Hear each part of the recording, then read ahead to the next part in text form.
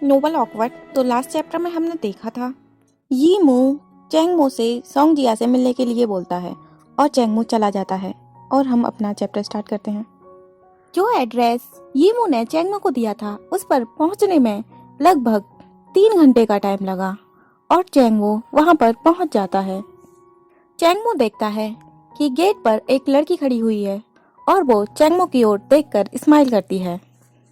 चैंगमो सोचता है अगर मैं गलत नहीं हूँ तो ये सोंगजिया ही होनी चाहिए।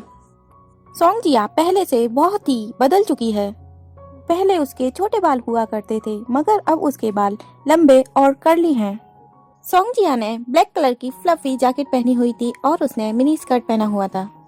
वो बहुत ही प्लेफुल और क्यूट और गर्लिश दिख रही थी। चैंगमो जो कि औरतों को लेके हमेशा ही गंभीर रहता था, आज उसे भी ये एडमिट करना पड़ा कि सोंगजिया टॉप क्लास की ब्यूटीज में से आती है। वो बहुत ही खूबसूरत है। चैंगमो स्टीयरिंग व्हील को घुमाता है और अपनी कार को ले जाके सोंगजिया के साइड में पार्क करता है। सोंगजिया कार का दरवाजा खोलती है और पैसेंजर सीट पर जाकर बैठ जाती है और स्माइल करते हुए बोलती है हेलो और अपनी सीट बेल्ट लगाती है। चैंगमो के फेस पर इंडिफरेंट एक्सप्रेशन थे। वो बोलता है और एक्सेलरेटर दबाता है और कार ड्राइव करता है। सोंगजिया थोड़ी सी शर्मीली थी। वो बोलती है मेरा नाम सोंगजिया है। चैंगमो सीधा देखता है और उसकी प्रोफाइल बहुत ही हैंडसम लग रही थी और वो ऐसे ही बोलता है चैंगमो का इंडिफरेंट एटीट्यूड देखकर सोंगजिया अपने लिप्स पर्स करती है और कुछ और कहने की हिम्मत नहीं करती। थोड़ी सी कॉन्वर्सेशन के बाद गाड़ी में शांति थी। गाड़ी में कोई म्यूजिक भी नहीं था, बस 2 लोग थे और एटमॉस्फेयर बहुत ही ऑकवर्ड था। सोंगजिया को बोलने में बहुत ही एम्बैरेस्ड फीलिंग आ रही थी। वो सीधा देखते हुए चलती है और अचानक से वो चैंगमो की ओर देखने लगती है और चैंगमो की हैंडसम प्रोफाइल को देखकर उसका दिल जोरों से धड़कने लगता है। चैंगमो अब कॉलेज के दिनों से भी ज्यादा हैंडसम दिख रहा था और वो अब इमेच्योर भी नहीं था। वो बहुत ही मैनली और स्मार्ट दिख रहा था। चैंगमो जिया की गेज को नोटिस कर लेता है मगर वो उसको इग्नोर करता है, उस पर ध्यान नहीं देता। वो सीधा देखते हुए अपनी गाड़ी ड्राइव करता रहता है। रात को डिनर के समय सारे रोड भरे रहते हैं। उन्हें रेस्टोरेंट पहुंचने में लगभग 1 घंटा लगा। वहां पर कोई पार्किंग नहीं थी, इसीलिए चैंगमो को गाड़ी एक खाली गली में खड़ी करनी पड़ी। सर्दी बहुत ही तेज थी। चैंगमो झुकता है और अपनी ब्लैक जैकेट निकालता है और कार का दरवाजा बंद कर देता है और जैकेट पहन लेता है और वहां से वो दोनों चलने लगते हैं। बहुत ही खतरनाक ठंडी हवा चल रही थी। जैसे ही हवा गालों को छूती है तो मानो पेन होता है और जैसे ही बॉडी को टच करती है तो इंसान कांपने लगता है। दोनों साइड बाय साइड चल रहे थे। सोंगजिया अपनी सांसों की गर्मी से अपने दोनों हाथों को गर्म कर रही थी। वो अपनी आंखें उठाती है और चैंगमो की ओर देखने लगती है और उसको देखते हुए ही उसकी पॉकेट में हाथ डाल लेती है। चैंगमो को सर्दी लग रही थी। वो जैसे ही सोचता है कि वो अपने हाथ पॉकेट में डाले, उसे पता चलता है कि सोंगजिया ने अपने हाथ उसकी पॉकेट में डाले हुए हैं। थोड़ी देर शांत होने के बाद में वो इंडिफरेंटली बोलता है क्या तुम्हारे पास में पॉकेट नहीं है? ये सुनकर सोंगजिया चौंक जाती है और सैड होते हुए गुस्से में अपने हाथ उसके पॉकेट से बाहर निकाल लेती है और एम्बैरेसमेंट को अवॉइड करने के लिए वो धीमी से स्माइल करती है। चैंगमो कुछ नहीं बोलता और वो सामने देखता है और चलने लगता है। उसका ब्लैक कोट उसकी बॉडी पर बहुत ही फिट था और वो बहुत ही हैंडसम दिख रहा था। सोंगजिया पाउट करती है और पीछे चलने लगती है। वो थोड़ी सी डिसअपॉइंट थी। वो अभी भी चैंगमो की ओर देख रही थी। थोड़ी दूर चलने के बाद में उसे कुछ याद आता है। उसके बेस्ट फ्रेंड ने उसे एडवांस में ही बताया था सोंगजिया तुम ज्यादा कपड़े मत पहनना। अगर तुमको सर्दी लगे तो तुम उस इंसान को बोलना, अगर वो जेंटलमैन होगा तो तुम्हें अपनी जैकेट उतार के दे देगा और जब वो तुम्हें अपनी जैकेट देगा इससे तुम करीब भी आओगे। पहले तो उसने सोचा था कि ये जरूरी नहीं है, मगर अब वो जल्दी से चलते हुए सोचती है वो सही कह रही थी। कुछ स्टेप्स चलने के बाद में वो चेंगमो के साइड में चलने लगती है और थोड़ी देर शांत होने के बाद में वो बोलती है, आज बहुत ठंड है ना, मैंने नहीं सोचा था कि टेम्परेचर इतना गिर जाएगा। चेंगमो बिना एक्सप्रेशन के रिस्पॉन्स करता है। सोंगजिया बोलती है, मैंने थोड़े कम पहने हैं। चेंगमो कुछ नहीं बोलता और थोड़ी देर बाद बोलता है, हाँ वैसे थोड़े कम हैं, मगर वो तो अच्छा है मैंने कोट पहना हुआ है। सोंगजिया चलते चलते रुक जाती है। सोंगजिया सोचती है, ये तो मैंने कभी सोचा ही नहीं था कि ऐसा भी होगा। सोंगजिया बहुत ही डिस्करेज होती है। वो अपना सर झुकाती है और चलने लगती है। वैसे तो जर्नी इतनी लंबी भी नहीं थी, मगर डिस्करेज होने के कारण उसे लग रहा था कि उसे बहुत ही लंबा चलना पड़ा है। जब वो रेस्टोरेंट में अंदर पहुंचते हैं, सोंगजिया की पूरी बॉडी जम चुकी थी और उसे अनकॉन्शियस फील हो रहा था। दरवाजे पर उसे यीमू दिखाई देता है, वो मैच मेकर जो कि उसके फादर ने उसे बताया था। लंबा और पतला सा, और उसने पतला सा ही स्वेटर पहना हुआ था। उसका चेहरा गोरा था और बहुत ही हैंडसम था। दोनों को आता देख यीमू उनको डिनर में कंपनी देना नहीं चाहता था। सारी डिशेस ऑर्डर कर दी गई थी, अब मुझे निकल जाना चाहिए। चेंगमो चौंकता है और जल्दी से जाके यीमू का हाथ पकड़ लेता है और बोलता है, क्या तुम इंट्रोडक्शन नहीं दिलाओगे? यीमू चेंगमो की ओर हेल्पलेसली देखने लगता है और बोलता है, वो मेरी माँ कह रही थी कि ये चुन उन्हें फिर से परेशान कर रही है, मुझे उसे पिक करने जाना पड़ेगा। ये सुनने के बाद चेंगमो उसे ज्यादा देर तक नहीं रोक सकता था। यीमू थैंक यू बोलता है और वहां से निकल जाता है। जैसे ही वो दरवाजे से बाहर निकलता है, वो ठंड से कांपने लगता है। उसे आवाज सुनाई देती है, हे, और चेंगमो उसे रोक लेता है। यीमू पीछे मुड़ता है और चेंगमो की ओर देखने लगता है। तभी चेंगमो अपनी ब्लैक जैकेट उतारता है और यीमू की ओर फेंकता है और धीमी आवाज में बोलता है, इसे पहन लो, मेरे पास तो मैं और सिक लीव देने का टाइम नहीं है। यीमू मना करना चाहता था, मगर वो बादलों की ओर देखता है और फिर जमीन की ओर देखता है। बहुत ही ठंडी हवा चल रही थी, तो वो मना नहीं कर पाता। वो पहन लेता है और कार बुलाता है और बैठकर चला जाता है। सोंगजिया उसको ब्लैक जैकेट में जाते हुए देख रही थी। चेंगमो जब उसे सोच में पड़ा देखता है तो वो उससे पूछता है, क्या हुआ? ये सुनने के बाद में सोंगजिया करती है और अपने बालों को संभालते हुए बोलती है, ना कुछ नहीं हुआ, सब ठीक है। अपनी जैकेट को उतार देने के बाद में चेंगमो को थोड़ी ठंडी लग रही थी। वो उस पर ज्यादा ध्यान नहीं देता, वो सीधा रेस्टोरेंट में चला जाता है। सोंगजिया उसे करीब से जाते हुए देखती है। सोंगजिया उसको फॉलो करने लगती है। वो एक फ्रेंच रेस्टोरेंट था और उसमें लव सॉन्ग चल रहे थे। वो एक लड़का और एक लड़की के लिए पहली बार मिलने और बात करने के लिए बहुत अच्छी जगह थी। वहाँ का एटमॉस्फेयर बहुत ही अच्छा था। यीमू बहुत ही चालाक था।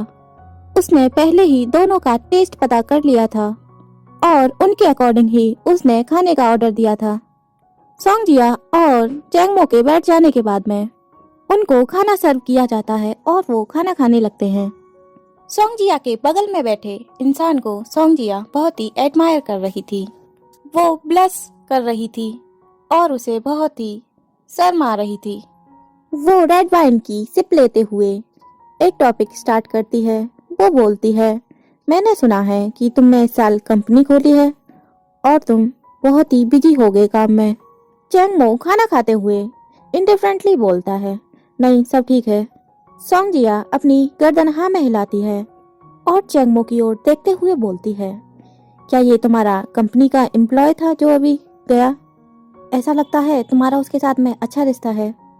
चेंगमो अपनी आंखें नीचे करता है और बिना हिचके हुए जवाब देता है, सामान्य तौर पर मैं ऐसे लोगों के साथ में ज्यादा रहना पसंद नहीं करता। ज्यादा नहीं मिलते जुलते, सोंगजिया सोचने लगती है। फिर अभी जो उसने देखा था वो क्या था और वो कंफ्यूज हो जाती है।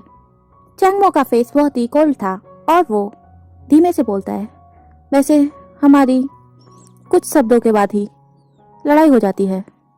जैसे ही वो ऐसा बोलता है, वो पुरानी बातों को याद करने लगता है और उसको बताने लगता है। तो एग्जाम्पल के तौर पर उसे अभी कुछ टाइम पहले जो हुआ था उसके बारे में बताता है। सोंगजिया उसको ऐसा करते हुए देख उसे और क्वेश्चन पूछने की हिम्मत नहीं होती। वो बोलती है, सच में? चैंगमो कोल्डली रिस्पॉन्स देता है और इसके बाद में कुछ नहीं बोलता।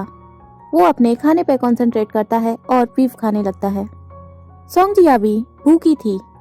वो भी चैंगमो को फॉलो करती है और खाना खाने लगती है। ओरिजिनली वो ऐसे इंसान थे जो दोनों ही बात करना पसंद नहीं करते थे और ना ही उनके पास में कोई कॉमन टॉपिक था बात करने के लिए। हालांकि सोंगजिया ने इनिशिएटिव लिया था क्वेश्चन पूछने का, मगर वो चैंगमो के इंडिफरेंट एटीट्यूड को ज्यादा देर तक बर्दाश्त नहीं कर सकती, इसलिए उसने और कुछ पूछना सही नहीं समझा। थोड़ी ही देर बाद में वो दोनों कार में लौट आते हैं। वो अभी भी एक दूसरे के लिए अजनबी थे। चैंगमो को कुछ भी फील नहीं हो रहा था। थोड़ी ही देर में सोंगजिया को महसूस होने लगा था कि वो फिर से कार में वापस आ गए हैं और उनका माहौल ऐसा ही हो गया था जैसे कि कार में था। दोनों में से कोई भी कुछ नहीं बोल रहा था। चैंगमो खाने पर ध्यान दे रहा था। तभी पीछे से किसी के आने की आवाज सुनाई देती है। वो एक मैन और वुमेन कपल थे जो कि साइड वाली सीट पर बैठे हुए थे। सोंगजिया उनको ऑब्जर्व करती है और उसे पता चलता है कि उनकी भी ये ब्लाइंड डेट है और वो उनकी बातें सुनने लगती है।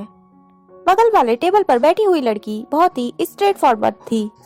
जैसे ही वो आई थी उसने डायरेक्टली एक ही क्वेश्चन पूछा, क्या तुम्हारे पास में घर है और गाड़ी है?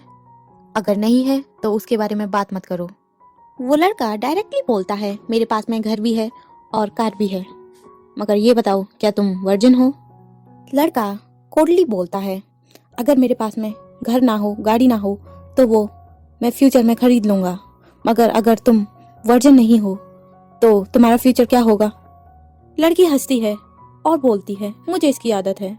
लड़का अपनी आईब्रो उठाता है और बोलता है, मेरे पास में घर भी था और कार भी थी, मगर अब मेरा बिजनेस डूब गया है। क्या तुम ऐसी कंडीशन में भी मेरा साथ देने के लिए तैयार हो?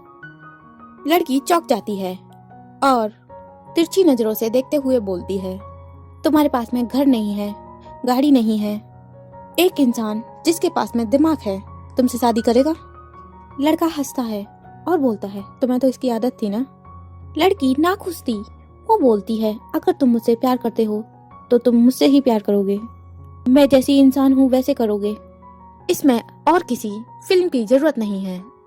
लड़का स्माइल करते हुए बोलता है, अगर तुम भी मुझसे प्यार करोगी तो तुम मुझसे ही प्यार करोगी, ना कि मेरे घर और मेरी गाड़ी से। लड़की अपने दांत पीसती है और बोलती है, तो तुम बताओ तुम क्या वर्जिन हो? लड़का अपना हाथ उठाते हुए बोलता है, नहीं। लड़की कोल्डली बोलती है, तो फिर तुमने मुझसे मेरी वर्जिनिटी के बारे में क्यों पूछा? लड़का लड़की की ओर देखते हुए कोल्डली बोलता है, क्या तुम्हारे पास में घर और कार है? लड़की बोलती है, नहीं। लड़का लड़की की ओर देखते हुए हंसता है और बोलता है, बस यही तो। लड़की को बहुत तेज गुस्सा आने लगता है और लास्ट में वो बर्दाश्त नहीं कर पाती। वो लड़की एक गिलास में पानी करती है और खड़ी होती है और लड़के के मुंह पर मारती है। लड़के के पूरे कपड़े गीले हो गए थे और उसे बहुत ही एम्बैरेसमेंट हो रही थी और लड़की वहां से निकल चुकी थी। लड़का टेबल पर रखे सामान को फेंकने लगता है। सोंगजिया को ये सब देखकर पसीने आने लगे थे और वो चैंगमो से गॉसिप करने लगी। एक स्ट्रेट मैन को वर्जिनिटी का कितना कॉम्प्लेक्स होता है ना, ये कितना अजीब है। चैंगमो शांत था, वो कोई जवाब नहीं देता। तभी सोंगजिया बोलती है, क्या तुम वर्जिन हो? ये सुनकर चैंगमो का फेस कुछ अच्छा नहीं दिखता और वो बहुत देर तक कुछ नहीं बोलता और थोड़ी देर बाद वो बोलता है, क्या तुम्हें फर्क पड़ता है? सोंगजिया अपनी नजरें झुकाती है और बोलती है, नहीं मुझे फर्क नहीं पड़ता, बस मुझे सफाई का एडिक्शन है। चैंगमो गहरी सांस लेता है और सोच में पड़ जाता है और थोड़ी देर बाद वो खांसते हुए बोलता है, नहीं। सोंगजिया चौंक जाती है और वो ऐसे देखने लगती है जैसे कि उसने इस आंसर को एक्सपेक्ट ही नहीं किया था और वो उदास होते हुए बोलती है, इस तरह इनफैक्ट लड़कियां इस तरह की बातें नहीं करती हैं और ना ही इस तरह के मैटर में पड़ती हैं। मोस्ट ऑफ मेंस के स्किल्स काफी अच्छे होते हैं बेड में, जितने उनमें स्किल्स अच्छे होते हैं वो उतने ही बेटर होते हैं। पर सोंगजिया अलग थी, वो बचपन से ही अलग थी। वो अपने आप को बहुत ही क्लीन रखना पसंद करती थी और वो चाहती थी कि सामने वाला इंसान भी ऐसा ही हो। चैंग मो बहुत ही हैंडसम था, इसलिए सोंग जिया को उस पर क्रश था। वो कॉलेज में स्टडी पे फोकस करता था और किसी भी लड़की के साथ प्यार में नहीं था, मगर उसने एक्सपेक्ट नहीं किया था कि वो जिसको एडमायर करती है वो इंसान सोसाइटी में आने के बाद में ऐसा होगा। सोंग जिया थोड़ी सी नाखुश थी। वो अपनी बाजुएं ऊपर करती है और बोलना बंद कर देती है और नीचे की ओर देखने लगती है। चैंग मो उसकी ओर कामली देखता है और लो वॉइस में बोलता है, शायद हम सुटेबल नहीं हैं। और इसी के साथ हमारा चैप्टर खत्म होता है। नेक्स्ट चैप्टर के लिए देखते रहिए स्टोरी बॉक्स।